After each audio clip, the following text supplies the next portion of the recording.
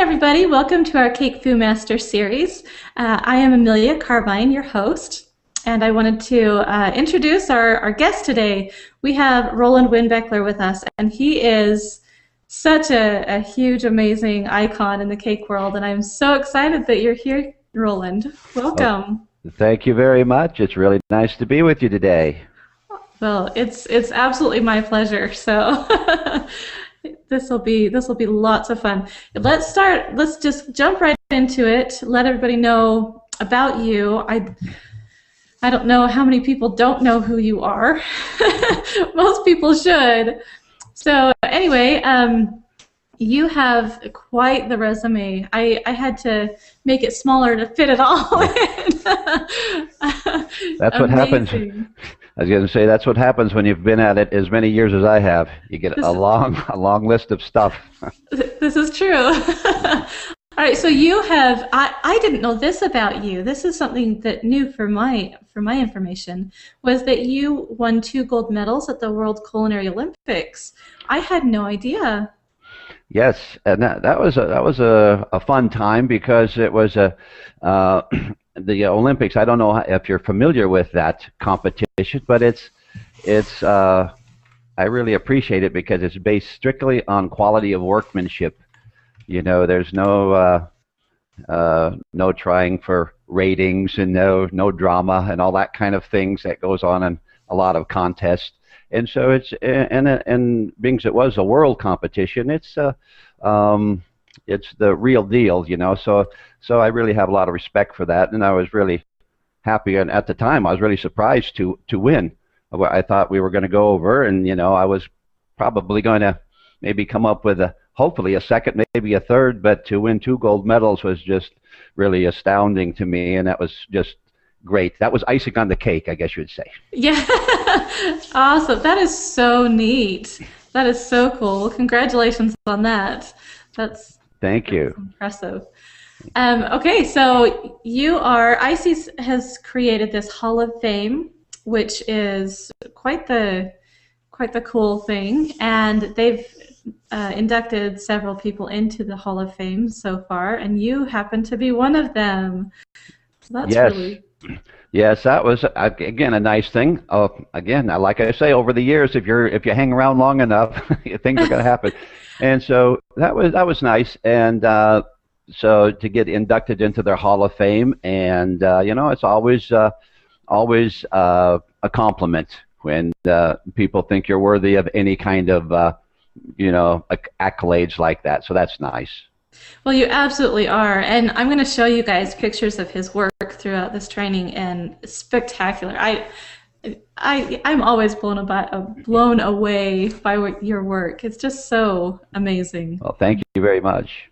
All right, and so you've done some TV appearances as well. You've just kind of been, like you say, been around long enough. You've done just about everything. Yeah. So let's talk about your TV. Okay. Experiences.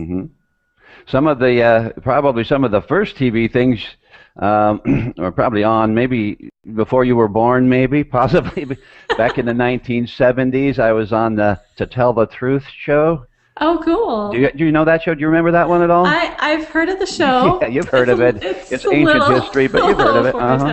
But it was a fun show with Gary Moore and Soupy Sales and that, and I just sent them a few pictures of my work, you know, just on a fluke, because I used to watch that show when I would come home from work at the bakery, and it was really an entertaining show, very interesting to find out what people did and, you know, that sort of thing. And so it was, I sent them a few pictures, and they called me the very next week and said, "We want you here in New York in like 3 or 4 days." And so I got the airline tickets that they sent, the airline tickets, and so I had 3 days on Park Avenue, and we did that show, and that was great. Back in those days, though, and by the way, we won first prize, which means, see, the name of the show is To Tell the Truth, so I had to tell the truth, and the other 2 imposters could lie. They were supposed to lie, and so they would ask the panelists would ask questions, how many calories are in this or that, And of course, I have no clue. But they would say, "Oh, there's 212,000 calories in that cake," and I would say, "I don't know. How many eggs are in this cake?" And I said, "Well, I don't do a lot of the baking. I do some baking, but I concentrate on the artwork, and consequently, I didn't know how many eggs were in a cake either." So they were sure that I was not the guy. So, that's awesome. So I won some turtle wax and a pen and pencil set, and we got to split $500. So that was great. But it was a great trip to New York, and that was one of my first television experiences. And of course, later on came the TLC and Food Network and those things, and they're all very interesting. If you see behind the cameras, they're not exactly what you see. Yeah, this is true. but it's interesting. So it is fun. So yeah. But it's always there's a little more to it than is shown on the air. Yeah, definitely. Well, there's 8 hours of recording time for 3 different people with TLC anyway, and so they have to edit that all down into 1 little hour. Oh yeah, and they get creative with their editing sometimes. Oh, yes. So, yes. Which may not be so good. Yep, it's a fun experience, but oh yeah, yes it is. Yep. And so you're an author. You've written eight books. That's yeah. Most of my books are on buttercream decorating. When I started, decorating was pretty much buttercream, and it's still one of the most popular forms of decorating there is because it's got a lot of benefits because it's edible. People like it. As opposed to there's a lot of people who don't care for fondant as far as eating it, but it's easy to cut, easy to serve, people like it, and so it's got a lot of benefits. So, and that's pretty much what decorating was when I started, was buttercream decorating. And so most of my books are on basic forms of buttercream decorating. I have one on making buttercream flowers, one on simple figure piping that can be done on cupcakes or larger cakes. I have, one on doing figures on ice cream cones. I actually had a couple more in mind for buttercream decorating that I didn't get around to, but I threw in one on airbrush, how to, the care and feeding of your airbrush, how to make it work right, and things to do, and a simple way to even make portraits. So, I mean, if that could be simple, I simplified it as much as possible. As much as possible. Yes. But there's a lot of techniques that you can do with the airbrush, and so I did again mostly buttercream, but a little bit of other things as well. Some hand molded figures, and I did that with some rolled buttercream. My wife was working with rolled buttercream, and so I was just playing with it and making some little figures. So I decided to make a little book out of it, and it's been amazingly popular. So that's awesome. But it's a kind of just making simple little figures. Again, really, really easy things, but they can be made with rolled buttercream or marzipan or fondant or modeling chocolate or anything. So I think that's why it's popular, because it's so the technique is the same regardless of the medium you're using. Yeah, that's very true. If you guys are interested in the books that he has, there is a list of them on our website that you can go look at, or you've got your website, what name of your website? Yeah, our site is CakeSuppliesPlus.com. CakeSuppliesPlus.com. Yes. So you can head on and check it out too. So. Yeah, we have all kinds of supplies and almost everything to do with cake decorating and baking, cookie making, all kinds of things like that. So check it out. And tutorials too. So yes, we have a lot of tutorials. As a matter of fact, we have a YouTube channel, a Cake Supplies Plus YouTube channel, and we have like mini classes.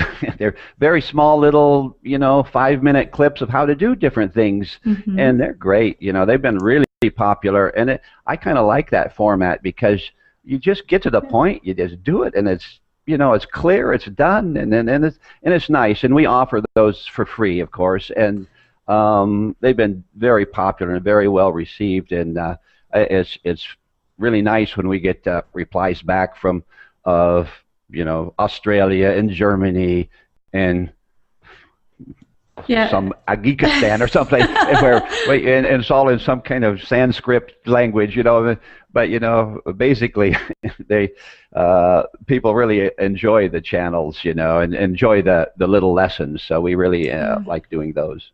That's great. Yeah, it's and our listeners, we all love the tutorials and the video stuff, don't we?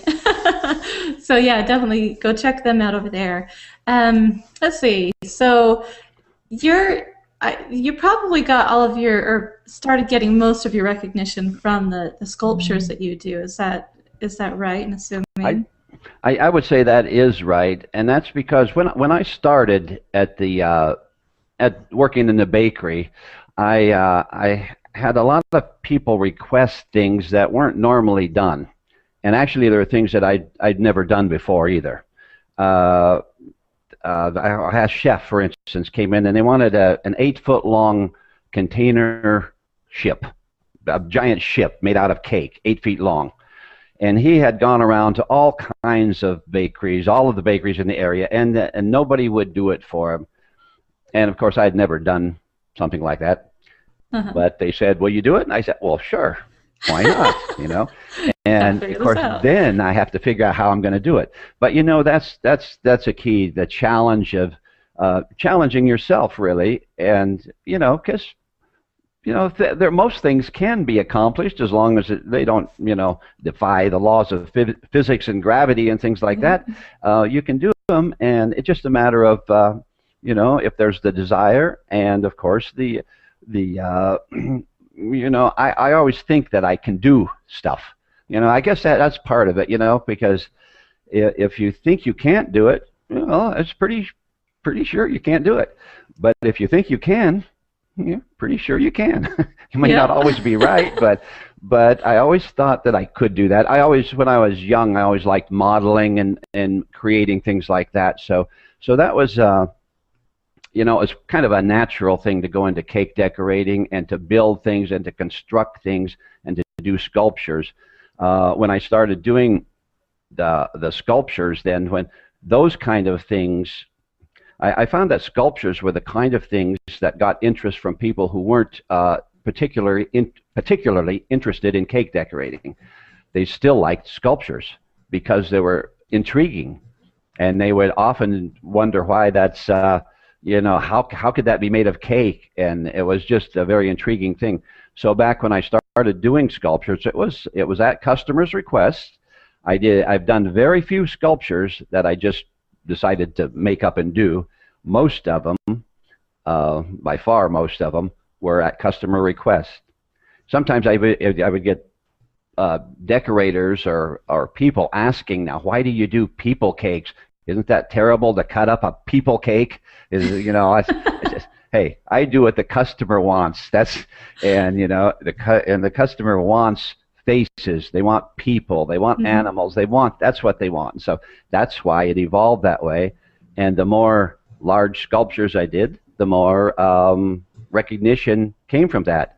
Of course, now I'm getting a lot of competition from all the young folks that are getting into this stuff. And I mean, most of these really good decorators of today, they were walking around in short pants when I was starting my career in cake decorating. So well, you definitely paved the way. I would say you're the father of all that. Well, it's been a journey, to say the least. So and it's nice to have have done some of that and kind of got the ball rolling on that. But there's lots of very good people out there today. Yes, definitely. Well, one cake that I saw that you did, I actually don't have it here in our list. I should have put it in there. But it was your Ices cake that you did Oh, last year. uh-huh. Spectacular. I did a post on it. So if you guys go to the news section on our website and just type in Roland Winbeckler, it'll show the pictures of that. It's just Great. amazing. Well, thank Amazing. you. Thank you very much. On that one, I was really concentrating on trying to get the faces to be realistic and that kind of thing. So, And you definitely did. It was yeah. spectacular. And Absolutely. oh, Well, I today, was going to say the details of it, the eagle and the faces and all that. That's what's really fun is getting that detail worked into your cake designs. it's stunning, stunning. Yeah. I wish all of you guys could have seen that up close, and I'm sure some of you did. But yeah, that was just amazing. Thank you very much. Yeah, and the detail was spectacular. It really was. And that's one of the nice things about the mediums of today, the modeling chocolate and the fondant and so forth, and even mixtures of the two. And so you can get detail that you just, pretty tough to get with buttercream. And Uh-huh. so I appreciate that because my basis, I guess, if you will, was in model building before I was in cake decorating. I like to do model building and sculpture work and stuff, but not with cake and icing. But with buttercream, I mean, you can get some pretty darn good detail with buttercream, but you can't hang it out into thin air like you can with modeling chocolate. Yeah, So that's true. That's true. All right. Well, let's talk about, I guess, our training part. We're going to just kind of be, not really all over the place, but we have a few things that we want to talk about. So, great. first thing is to announce you have a craftsy class that just came out. Yes. So that is so exciting for you. Oh yes, that's nice. That was fun and boy, they treat you well. We had a good time back in Denver, although it did snow and it was cold, but we had a good time filming the classes and such. And it's kind of different. They put out a questionnaire asking what people would like, and people came back with the answer of buttercream borders. Well, now Amazing. borders Hmm. are not what I would consider something that I really love to do. I do borders are very important, and as the Hmm. quality you want to bring the quality into borders as well. But of course, the sculptures, it's the meat and potatoes is the sculptures, the flowers, the rest of it. The borders are just kind of frames it. It kind of finishes it, and that Hmm. makes it really nice. So borders are very important. They are. But it wouldn't have been my choice. But I enjoy doing all forms of cake decorating, and borders are certainly one of them. And buttercream borders, it seems like buttercream is making a bit of a comeback, It is. and borders are a big part of it. So and what I did there were things that are quick, easy, um, things that people can use, like in everyday kind of things. It's not the giant sculpture that people are only going to do once in a while, but these are Yeah. everyday kind of things. With every cake you can find some Hmm. kind of a border. I think that a bead border is probably the the fallback. Yeah, And right. it would be nice to see some cakes with a little fancier, nicer, Hmm. borders. That's true. So these are just examples of the things that are on your Craftsy class that you're actually teaching through the Craftsy Hmm. class.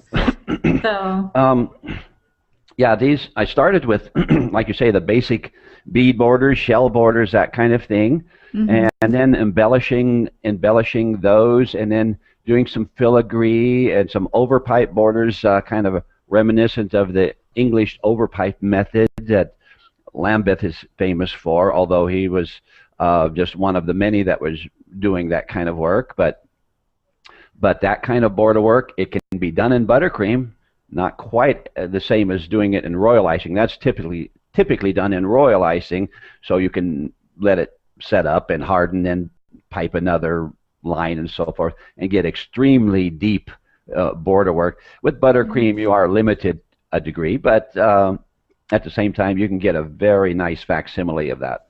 So we did some of that and some filigree work. One of the things I illustrated with the filigree that I think people might like is because I don't know if you've ever tried to pipe filigree on the side of a cake. It's not the easiest. It's a little more difficult, yeah. Yeah, because you're working on a vertical surface, so it's a little more difficult, and you got to get down there and pipe it just so. And so you can't let it just drop like you would on the top of a surface. Yeah, exactly. Yeah. If you're doing on the top of a surface, it's so much easier. So one of the methods that I kind of illustrate in this class is how to pipe a filigree using piping gel on a surface that's been greased, so that you can let the piping gel set up then overnight, and then take it off of the surface and place that on your cake.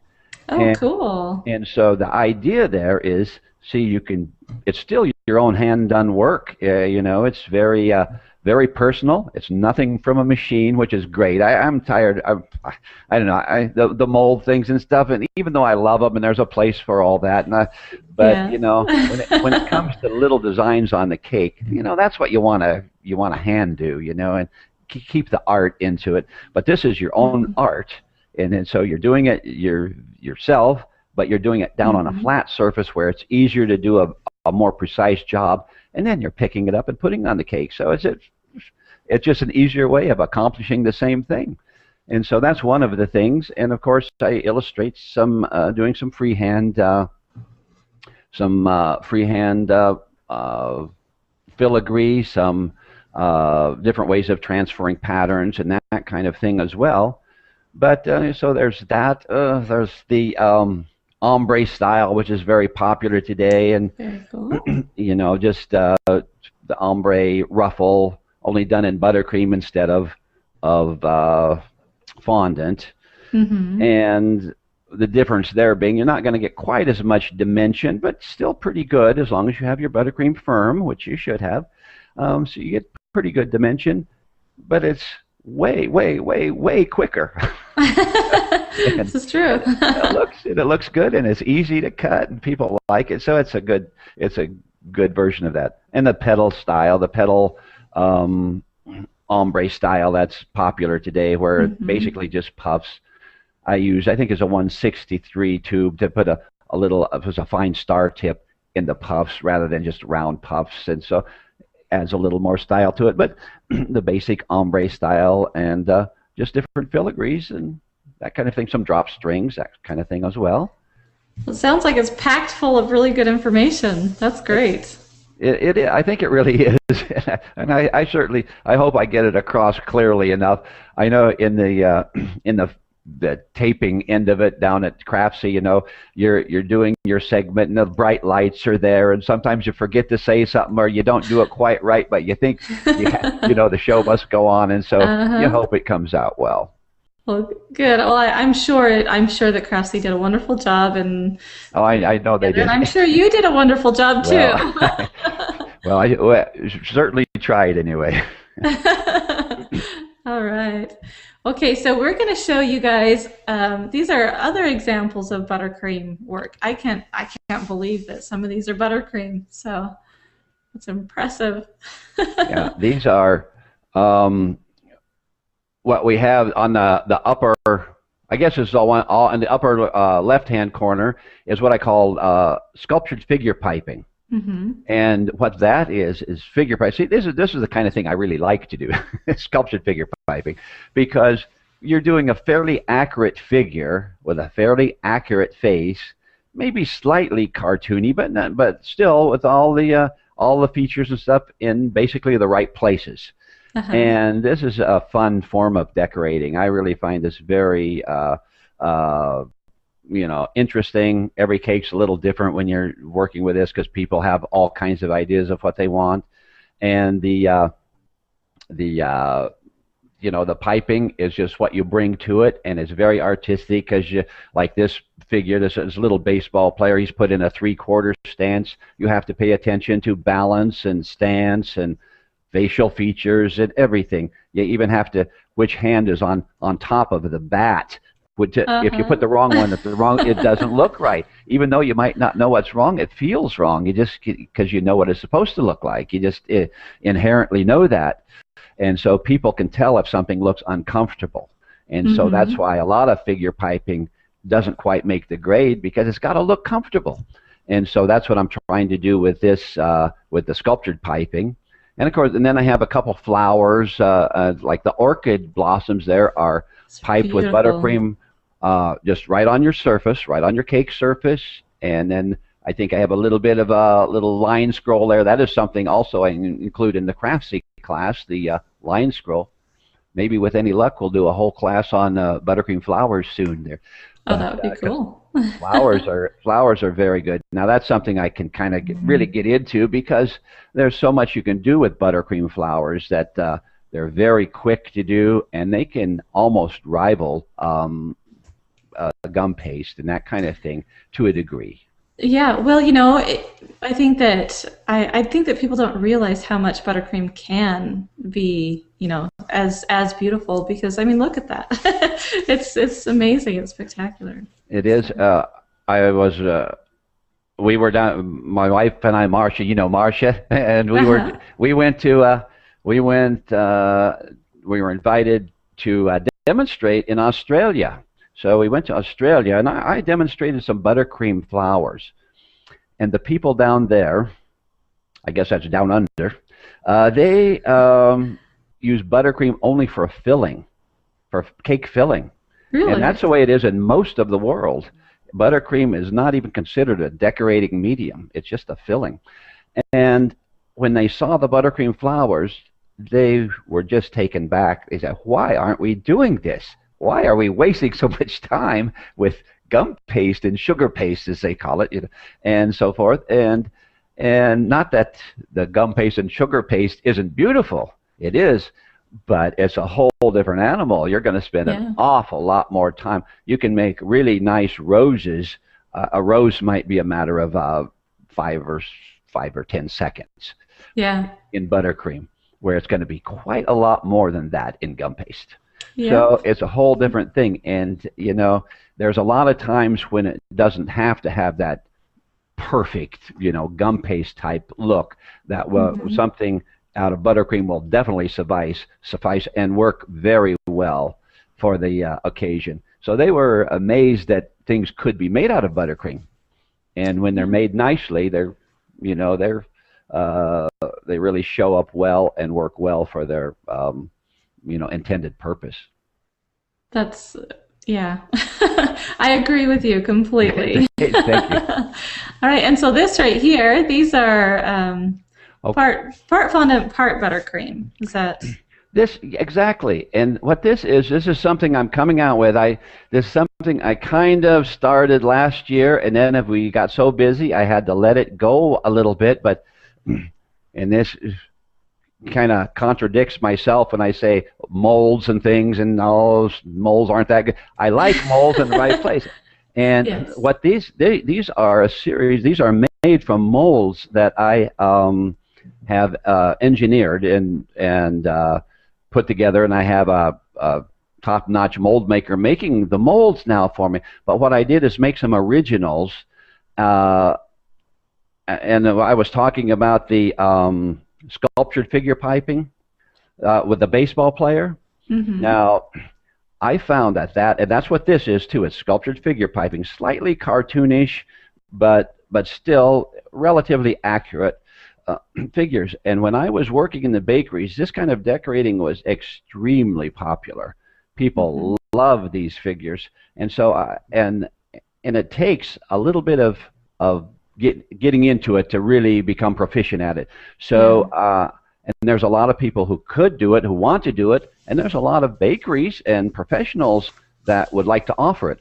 So I'm working on making some molds now, so people can mold the basic parts of it. For instance, this is the head and shoulders part of this figure, and then the midsection and the legs are all of mold. Then those can be put together. Then it can be accented with buttercream or fondant or whatever you want to. But then it can be completed very easily, and you have a complete three-dimensional figure, just really quick and easy. So we're going to start marketing these this summer. Oh, cool. Well, So that's exciting. yeah, this is something that's again, and if people want to learn how to do it, they make great models for learning too, because you have it right there. So you could mold a piece and then use it as a model to go by. In my book, Sculptured Cake Sculpture and Sculptured Figure Piping, I have instructions on how to do this, but at the same time, it's still a very, very intense kind of decorating. So, and this is a way that people can offer this style of cake decorating while learning, or for commercial situations, they could just mold them and put them out. Yeah. Exactly. So perfect. So I'm going to have 2 or 3 of these designs ready to go, and we're hoping for the best on that. And I think, like I say, there's a time and a place for molds. And I'm thinking this might be one of them. This could be one of them. There are a lot of people out there that want a really nice decorated cake, but they don't want to pay the money for it. I think that's the problem that we all face. Exactly. And so to offer something like this that will look spectacular, will look wonderful, but still not, be too time intensive and too involved. That's right. That's this good. It takes the time factor out of it. You could probably put one of these together in the time it takes you to do a cake with a few roses on it, for instance, and it just makes it, like you say, a very practical form of decorating. Whereas before, if you're doing this by hand, it's going to take a while. All right. I got good at it, so it would take me 15 to 20 minutes, and that's pretty quick. But if you're just learning, it takes a little bit longer. So this way, it makes it practical. Yeah. Well, when you're ready to roll these out, let me know. If we can have a training and promote it that way, that would be sounds great. Very good. We'll sure do that. Okay. Well, on to our next thing. You are quite the sketcher. Look at that. Yeah, I enjoy doing pencil drawing, and I have included a couple of these drawings that I did for people you might recognize. Yep, there's Duff. I did this one for Duff, who is, of course, was the ace of cakes. He's still the ace in my book. Of course. He's the ace. But I guess his show is not on the air right now. But that was he sent me one of his books a while back. He did a book kind of about his life, basically. It wasn't a book on decorating. It was kind of a book on his life, and I got it in the mail, and I don't know if he just forgot or didn't, or it got overlooked, but there was no note in it, just the book. And it arrived, and I opened it, and well, this is nice. Anyway, so I emailed him back and said, I got this book, and I don't know. I hope it wasn't a mistake that you sent it to me, because you're not getting it back. I'm keeping it. And so he emailed back and said, no, he definitely intended to say that. As a matter of fact, he said when he was starting out, he used my books as a springboard for his own work. And I was really kind of surprised to hear that, because on his show, of course, they use almost always fondant and that sort of thing, almost never buttercream. But I guess when he's getting started, he used that kind of thing a lot, and he said that really helped him out. And so that was nice to hear. That is really cool. I think that your books and your information has, I think it's made a huge impact on the way that we do things today. So, and here's the other one. Oh, here's one I just did recently for our friend Lauren Kitchens, who's one of the new up-and-coming stars in cake decorating. She's great, and I did this as a surprise to her, because I found myself with a couple days that I didn't have anything that I had to do particularly, and I like to get out my pencils and drawing equipment and sketch. So I don't, you almost have to keep with it or you get rusty. It's kind of true of cake decorating. It's true of anything. So I did this sketch of her and sent it off to her as a little surprise. And it kind of keeps, I told her, I used her as a practice piece. So, but I hope she liked it anyway. Well, But it's a beautiful piece, and Lauren is so fun, and she has a yeah, craftsy video out yes, too. she does. So Yes, she does. yeah, She does a great job. lots of fun. It's a really cool sketch and very accurate. Well, thank you. Okay, so this is some of the sculpting work that you do. You know, this is one I included just as kind of a curiosity because this is the sculpting, but this was I was commissioned to do the a cake for Albert Pujols, the baseball player, Uh-huh. and his wife. We did Wonder Woman for her. That didn't have to be real accurate, but the but Albert it had to look a lot like him. You know, I wanted it to be a good, accurate uh, depiction of his likeness, and so this is actually a clay sculpture that I did before I did the icing, just so I kind of get myself accustomed to what I want to do when it comes to the icing, so that and I don't do this all the time, very seldom, but this was a big deal, so it had to come out, you know, pretty close to right. I wanted it to be as good as it could be, so I did this just to get my brain wrapped around, you know, what his face looked like.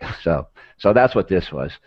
And you know, it's I find it I love sculpting in any medium, whether Hmm. it's, you know, modeling, chocolate, fondant, clay, whatever it is. So, but when it's just like anything. If you do something twice, it's probably better than doing it once. This is true. And so and so and if three times, that's even better. But I did this one just as a preliminary to get the accuracy for what the sculpture would be like. That's a really good idea, for someone that really wants to get into facial sculpting and things like that. Instead of starting off in, modeling chocolate or that whatever, practice on some clay first. And Hmm.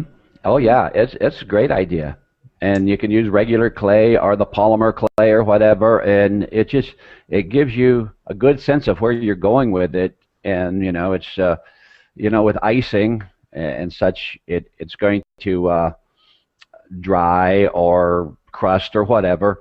And with clay, you can push stuff around a little bit easier, and then you can, okay, I did that wrong. Do it this way, and so you can kind of teach yourself.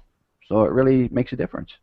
all right, we're gonna have to hurry through a couple of these next pictures. Just I know that we're gonna have so many questions.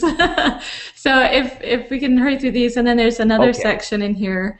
But this Okay. is Well, Burt Reynolds. actually, no, it was just a face. Um, It done, looks so much like Burt Reynolds.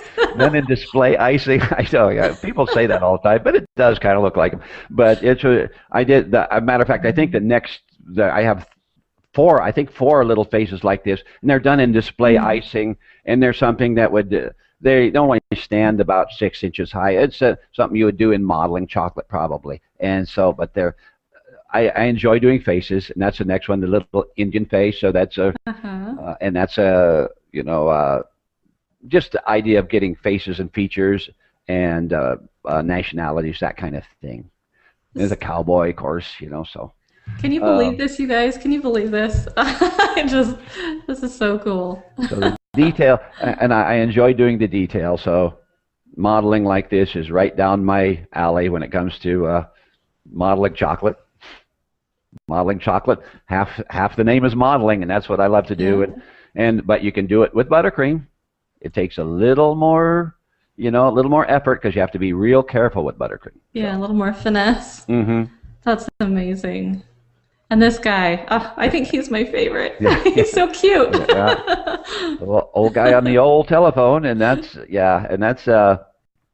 again the same idea, just an exercise in doing detail work. Wow. And even his hand, you can see the lines and everything right in his hand. Just Yeah, I actually kind of amazing. overdid that because I know that always is impressive, that you bring that up. But people do that. They say, "Oh, the details like that." When you put in small details, people notice Hmm. that, and I so do. that's a good thing to do. It really, Uh-huh. emphasize it does. It's what a border does for a cake. Uh, details do for a sculpture. They make it stand Exactly. out. They make it pop. Yep, and the wrinkles in his face and just everything, his shirt and everything just, it's perfect. It really Mm-hmm. is. All right. So then here is, Oh, this is this is the Colonel Sanders cake along with the real Colonel Sanders.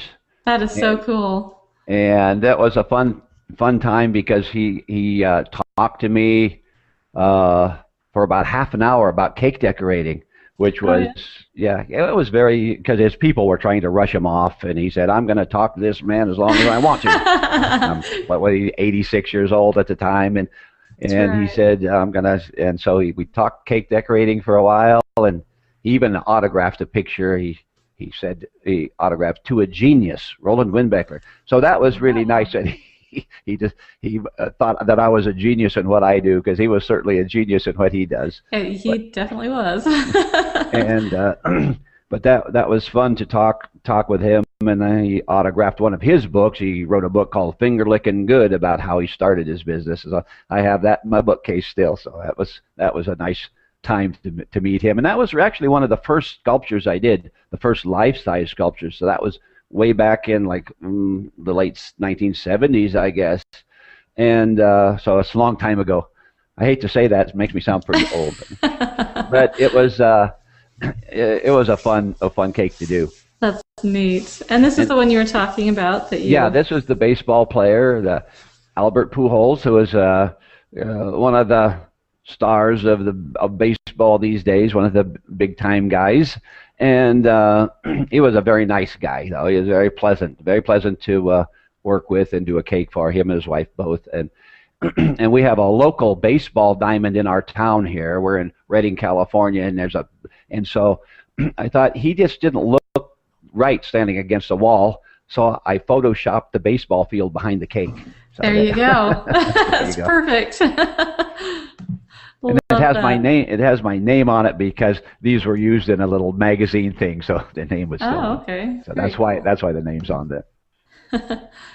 Okay, and then And we've got a hockey player. this was hockey. Now, the Albert, the baseball player, he was done in fondant. He was one of the ones I've done in fondant. This one is Wayne Gretzky, the hockey player, and this one is all buttercream. That is amazing. That's absolutely amazing. And I used to do virtually everything in buttercream. Now, with the fondant being so available and modeling chocolate and such, I'll intermix. I'll use some buttercream, some fondant, some modeling chocolate, whatever works for the particular thing you're doing.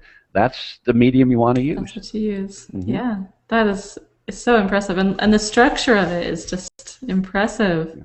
And it is, that this one, because it had to have that leaning stance, had to have that action pose.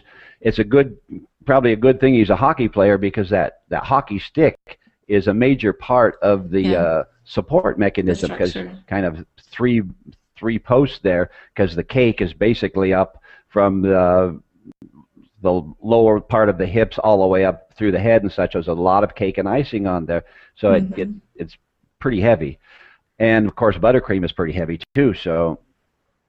Um, designing a structure that will do what you want and depict the action that you want and the figure the way you want it. That's a big part of designing a cake sculpture. The frame, the support Hmm. stand. And speaking of that, here's one going Here we together. go. Yeah. This one is not nearly as complex because it's a straight standing figure. But basically, and I used to build them out of wood, because that was very handy and inexpensive. And, back in the early days, that was the thing that I used. It was just more available than Hmm. plastic or even the metal pipes and such like that. So I used wooden pieces, and I have it on 2x2s, which now I would probably go with iron pipe, maybe with 1-inch iron pipe for this. Uh-huh. But if it's a large sculpture, has to hold a lot of weight, a good solid frame is necessary. So building up, All I just right. layer cake on up, stack it up, and then I make it so the next piece can go onto that, and then more layers up. And see, I try to build when I'm doing these larger sculptures, if possible, I like to build them modularly. Is that a word? Modularly? Anyway, Sure. we'll make it. Anyway, so they go together piece by piece. So you don't have the frame completely done necessarily, and then put cake in and around pieces. I tried to keep the integrity of the cake, like so the pieces just have a hole in the middle and they're not sliced anyplace else, because that could be a weak point if you're going really big. Mm-hmm. Okay. So you must have, so you've got this major, wood piece that goes through, and then you must have the supports going up along the way also. Is that? I have at this stage I have I believe the two leg supports securely fastened into the base. Then the cakes go on there, and then there's going to be another support. I don't know if it's right there. It might be. I think it's there right now. That support goes on, and then another center poist. That's not a real word. That's a combination pole and post. Okay, good. Okay. A center support will be right in the center. Then the main cake will be stacked around that. Okay. We'll keep on moving up then. And we keep going up. Just cake every couple of layers. There's going to be a support for like cardboard or something like that, and I support it with dowels of some sort. The heavy soda straws, the bubble straws they're called, they work well because they're strong enough. If you keep them vertical, they'll support a lot of weight. So, but every 2 or 3 layers of cake, you need to support it, because the cake will sag. Even with that, it'll sag a little bit, but the more it's supported, it's going to sag less, and that's going to make less cracks. So, and here we go up a little bit higher, and it's still in the rough stage here, but a little bit higher. And then a support is put on. There's one at the waist and then one at the shoulder. So, and then you see another little center support there that the head part will go onto. Okay, great. And this little thing that goes around his waist, that will end up being his jacket. Oh, that will be his jacket, yes. That is supported with, that is actually just some tag board, thin cardboard basically, and I have that affixed to the support for the waist support there. And what that does is allow you to, even with buttercream, to put out something that hangs out away from the surface, and so the coat looks more real. So it's not just glued right to the other part of the cake. It hangs out, so even though it's still going to be buttercream. So adds dimension. Yeah, I like that. And then here we go up with the head. Now the undersides of things might need some support with a filler. You could use Rice Krispie or Styrofoam. In this case, they needed so much cake, and I tried to put in way more cake than is needed for the servings.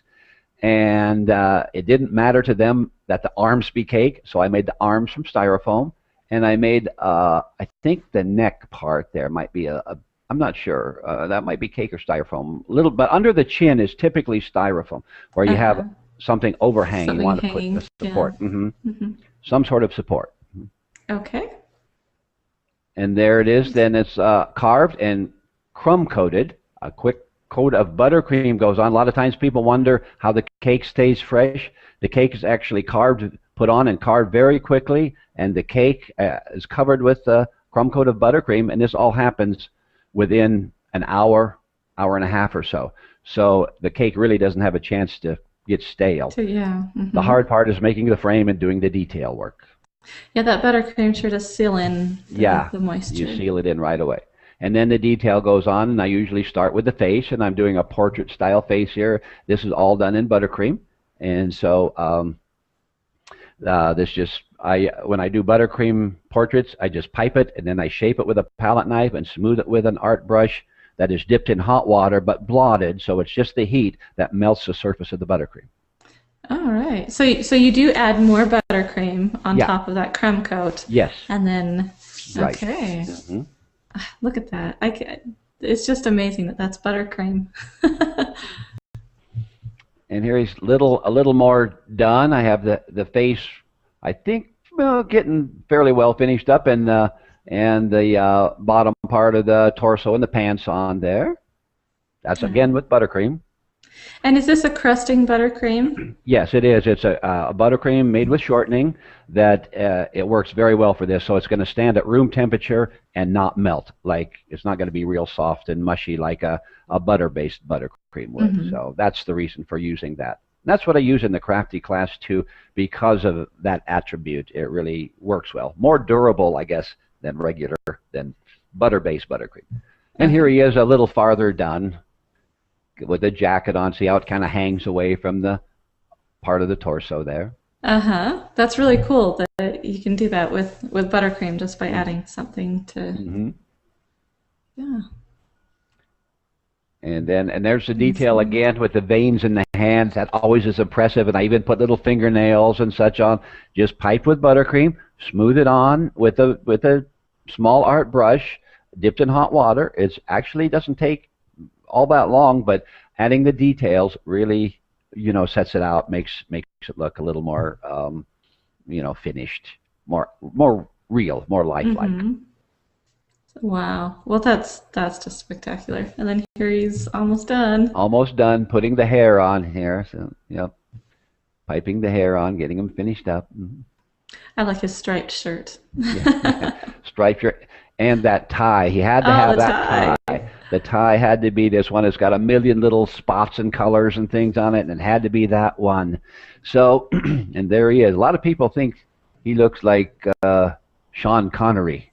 And he does kind of. A little bit. He was actually just a businessman in Ohio. So when you piped on this tie, did you use the same, putting a cardboard type thing underneath it, or is that I didn't. I don't know if you can see it that closely, but I just piped that one right on the surface like it was laying close to the surface, because you can still get a little bit of dimension that way, but not a huge dimensional thing. But I thought that would work well enough to do it that way. Very cool. See, and most decorators these days would just use the modeling chocolate or fondant. But yeah, it's fun to do it in buttercream sometimes. That's amazing. That might be a new thing. Hey, we can get into buttercream sculpture. Hey, there's that's a good idea. There you go. All right. Well, thank you so much for sharing that with us. And you're welcome. Nice little chocolate mousse. I put up a picture of white chocolate mousse. Yeah. Oh, but I'm sure that would work either way. Oh yeah, that's a very easy recipe for a kind of a mousse type filling. It's just instant pudding, milk, and whipping cream, and it's just very good. And it tastes really good too. It tastes great, yeah. And it has to be refrigerated, of course. And if you just make it with vanilla pudding, you got like a Bavarian cream, and it's a kind of thing you don't have to have it in conjunction with a cake, or it could be a cake filling. It doesn't have to be. It can be a dessert on its own. It's just a great little recipe. Simple as can be. Perfect. That we like simple. Right? That's for sure. All right. Well, let's get into some of our questions, because I know we have a whole bunch. Let's see. Let me pull these up really fast. Okay. Lisa Fitch says, I love your DVD on color theory. Do you have any helpful hints that you should share today? That you could share today, I guess. On color theory. Could you repeat that again? I didn't quite hear. She says she loves your DVD on color theory. Okay. Okay, yeah. Well, actually, color is one of the things that people tend to kind of take for granted, but if you just remember 3 primary colors, and it really makes it simple. I learned this the hard way when I first started cake decorating, trying to match a color for a wedding cake, and I had a giant bowl of still the wrong color. If you add mixtures, you're going to get nowhere fast. By mixtures, I mean combinations of 2 or 3 of the colors. Always add the 3 primaries. For red, substitute a bright pink, and go from the. And if you want a very intense color, you put your base colors more intense together. Red, yellow, and blue make black. But if you just take your average red, yellow, and blue icing, put them together, they're not going to make black. They're going to be kind of they're always going to be muted. They might be a muddy, brownish gray or whatever. But if they're strong enough, they'll be black. So that's the thing, how you would do that. Also, for the reds aren't as pure, so using a bright pink and a lemon yellow and a royal blue, and those are the best. Even though royal blue has some pink in it, it still works very well for mixing. And just think about it. Just put it in the basics like that. If you ever are on a site or a recipe tells you to put some orange and some purple and some brown and so mix that kind of thing. Well, what color orange? What color brown? What color purple? They're all going to be different depending on how much red and blue, red and yellow, and red, yellow, and blue for brown. And so they're all going to be different. So if you're mixing mixtures, it's like shooting in the dark. So go with the primary. There you go. There you go. And that's something I actually learned from my cousin who is a photographer. And, you know, the only reason why one day, I mean, I always knew about the primary colors, secondary colors, all that. But as far as, you know, changing colors and you know, I don't know why it never really did connect. You know, that if you want to mute a color, you just add the opposite color, you know, and so it just totally one day just hit me when she was talking about her lighting and how she needed to add this color to her lighting in order to get the cake picture to turn out the way that she wanted it to. And I just, you know, and so, you know, it really just, when you think about the way that color works and how, you know, you want to take away some red, add some green, you know, you want to, you know, and but now remember that green is a mixture. Green is yellow and blue. So what you do, if you want to mute the red, add some yellow and blue. There you go. See? And like mauve is one that people have trouble with. It's blue and red, basically, or blue and bright pink, and you get a lavender, whatever lavender shade you want, lighten it with white. But to make it mauve, it's slightly muted. So there's only one other color you can possibly add. There's red, yellow, and blue, and we've got red and blue, so it's got to be yellow. A little bit of yellow, and that makes mauve. So, and it's just a matter of deduction and knowing that you only have the three. And you say with photography, you know, things are a little bit different with photography because you're working with light there. Combination of all three primaries in light produce white. And pigment, they make black. And of course, this is true. The primary is green in light. It's not yellow. So you're right if you're talking about photography. Wow. Interesting. Very interesting. Yeah. And there's so you have a DVD on that? On color mixing, basic color mixing. And you can probably find that on your website. Is that right? It also, I believe that one has. Is that the one, writing and lettering and color mixing? I think it is. And I think it has some writing about writing, lettering, coloring, color mixing, that sort of thing. So it kind of goes over the basics of those things. The basics, you know, writing, of course, with your buttercream icing. And how to mix colors, basically. We're going to have some classes in that. We have classes coming up. I don't know if you want to hear about classes now, but... Oh, absolutely. If you have some classes coming up, that'd be great. Yeah, we have the classes at the Cake Camp, the mini classes, going to be in Las Vegas again. I guess that's down in your neck of the woods. Yes, So it's just a few blocks away from my house, actually. It's awesome. Oh, that's handy, huh? It is. And so that's going to be coming up, and we have a class after the ISIS show in Kentucky, in Lexington, Kentucky. And I don't know if you can see behind me. There's a little chef guy sitting on a table behind me. I don't know. Let me pull him up so everyone That's what can we're see going him. to. We're going to be working on something like that. That's what we're going to do. And at the ISIS sculpture class, it's going to be probably a little bit taller than it's going to be about 2 feet high, something like that. And it's going to be how to go about making this whole thing. There's a whole new way. I've decided I'm going to teach people to make faces that will work and work every time. So the faces, that's going to be a whole kind of class in itself, but it'll be part of this class. But also making the structure and doing the detailing of decorating. And faces we're also are great. Yeah. So and we're going to be doing the IBIE, the International Baking Industry Expo. that'll be in Las Vegas again. We're going to have to stop in and see you when we're down there. I know. Come visit me. That's it. We'll do lunch. Uh-oh. Busy this summer. That'll be great. Awesome. Wonderful. Wonderful. Okay, so let's see. We have a bunch of more questions. Let's see if we have just a few more minutes. We'll ask a couple more. Hope you guys are, let's see.